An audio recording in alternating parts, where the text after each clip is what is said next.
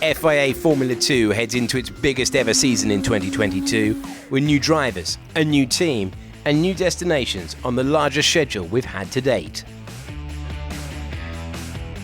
26 races, yes, 26 races scheduled across 13 rounds will make up the 2022 F2 season, stretching 12 different countries from March to November. I'm excited for the new calendar. Obviously, having more races to go to this year with less breaks is better for us, and it puts more focus on the feature race as well, which I think is also a positive. Formula 2 will visit Imola and Zandvoort for the first time this year, circuits steeped in motorsport history. I'm really excited to go to Zandvoort. I mean, it's my home race, my first one actually. I cannot wait. While returning to the calendar in 2022 is Barcelona, Spielberg, Budapest and Spa-Francorchamps, with the season finale remaining in Yas Marina in Abu Dhabi. I really like the longer calendar this year. I think it gives us more opportunity to give each and every race another, let's say, less value, but more relaxed and more learning approach rather than all in each and every single one. Formula 2 and Formula 3 are reunited once again in 2022 as they return to racing on the same weekend, with both championships competing twice each round.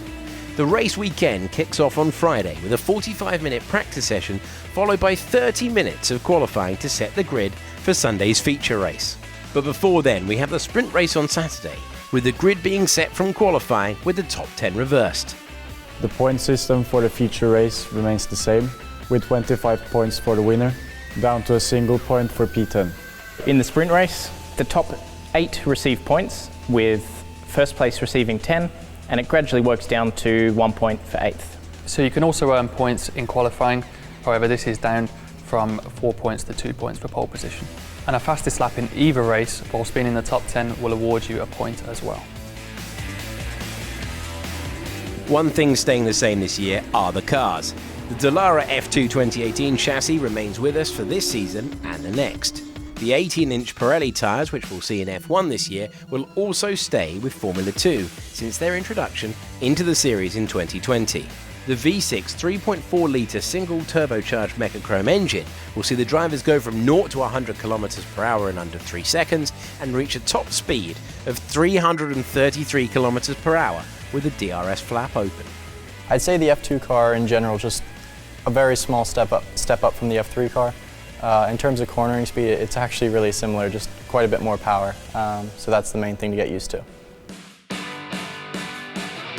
Exactly half the grid are closely linked with the Formula 1 team.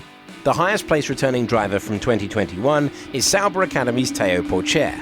The 18-year-old will look to mount a title charge this year after finishing 5th last year. My goal for this year is to be the FIA Formula 2 champion and to give the maximum and to be proud of myself. Pourchaire's teammate for 2022 is Frederik Vesti, the first Mercedes-backed driver in Formula 2 since George Russell's graduation to Formula 1 in 2018.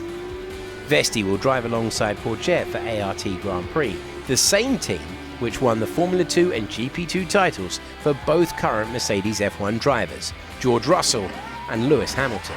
So being a part of the Mercedes Junior program is a big privilege for me. They're really helping me out in terms of my progression and improvements I need to do to be the best driver I possibly can. Red Bull have 5 junior drivers competing in Formula 2 this year, including Formula 3 champion Dennis Hauger, as well as Jehan Daruvala, Liam Lawson, Juri Vips, and rookie Ayumu Iwasa. I did a bit of F1 running as well last year in the end of the season test, which was really cool to do it just a couple of days after they won the championship, to be in the same car. Alpine and Williams both have 2 drivers in the series. The Alpine Academy welcomed 2 new recruits in 2022, with Jack Doohan and Ollie Caldwell joining the French team. Yeah, obviously I was with the Red Bull Junior program for quite some time, but the opportunity came available at the end of last year to join the Alpine Academy. Once I went up to the Alpine factory and got a feel for the environment and for the atmosphere, I kind of made the decision that I would be switching there, and things became official. While Williams added Logan Sargent to their academy alongside Roy Nissany. So I recently joined the Williams Driver Academy. That's been super beneficial, being able to get on the F1 simulator, learn a lot about the F1 car. They actually gave me my first Formula 1 test, which was a dream come true. And yeah, they're just very supportive, helping me along the way and teaching me anything that can help me reach my goal. Other drivers to keep an eye on this year include esports pro turned F2 driver Cem Bulugbasi.